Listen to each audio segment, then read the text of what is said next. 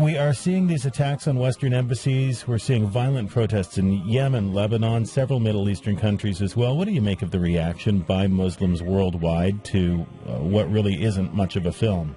Generally speaking, the reaction is obviously of anger and frustration, hurt feelings, but by and large, people are containing their feelings, I think, and they're taking it to an official level. They're trying to get the politicians involved. They're trying to get the media involved.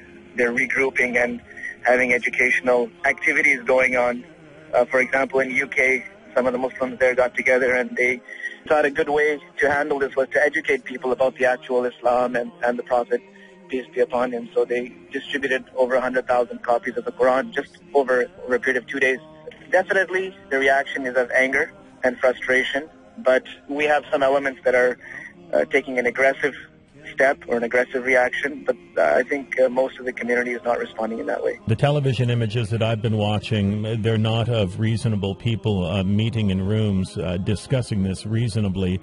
They're of people storming embassies, lighting fires, and tearing down flags in more than one country. Explain that reaction to me, if you can. You know, it's really difficult to explain that reaction because we don't see it around us. Honestly, I would like to sort of probe a little deeper and find out what was the actual reason for those outbursts. I think there may be a little bit more than just a reaction to the film. I'm not sure. Have you seen the film? I've seen the clips that are available online at this time. The film is, available, I guess, in the entire 14 minutes of it has been posted online. It's got about 900,000 views so far, the last version of it I looked at. I'm wondering what you think of the filmmaker's depiction of the Prophet Muhammad.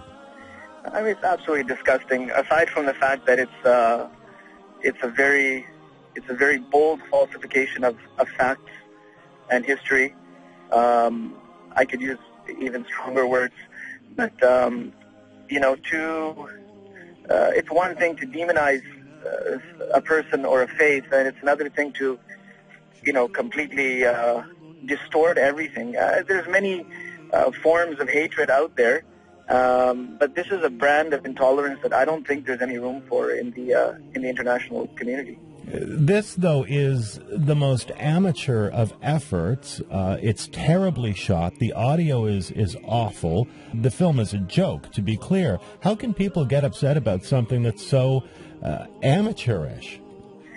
I wish people would see it that way. Honestly, this was what you're saying was my initial reaction as well. And I said, this is kind of an insult to the filmmaking industry. And I'm sure a lot of people are out there just shaking their heads, wondering, what the heck is this? But the fact is that the material or the substance is very, very offensive, and amateurish as it is, it's got all of those elements of just making your blood boil. On one hand, of course, I see how Muslims could be offended by the content on the film. On the other hand, this film is, as far as we know, made in America, where you can pretty much exercise your right to free speech and say what you want. That's the fact of the matter. There's not a lot that can be done about that. How much of this violence that we're seeing, then, do you think has to do with the film, and how much of it has to do with anti-American, anti-Western sentiment that already exists? That's a very difficult question to answer. I think it's going to take us a little bit of time before the cloud sort of dissipates over this issue, and we get to some clear facts as to what were the actual factors behind this. I think it's going to take us at least a few more days, or maybe even a couple of weeks, before the facts come out. And what are you doing as a leader of the Muslim community to respond to this on a local level?